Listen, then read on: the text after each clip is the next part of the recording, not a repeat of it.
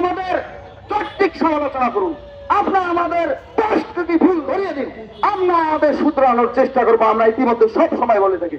কিন্তু আপনারা যদি মনে করেন একটা নিউজ করেছে যে পারভেজকে ছাত্র দলের কর্মী দাবি করে ছাত্র দলের মিছিল, আরে ভাই এটা কোন ধরনের নিউজ?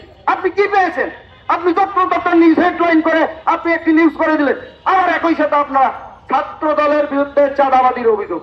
আবার একই নিউজ যদি অন্য সংগঠনের হতো তাহলে ছাত্র দলের সন্ত্রাসীদের কি চাঁদাবাজের অভিযোগ, এটা একটা হচ্ছে কি আপনাদের নিউজ হেডলাইন।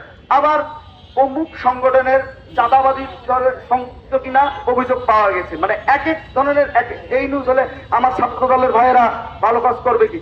আপনারা কথায় কথায় টেম্পু স্ট্যান্ড, বাস স্ট্যান্ড, উড়োজাহাজ স্ট্যান্ড, এই স্ট্যান্ড সেই স্ট্যান্ড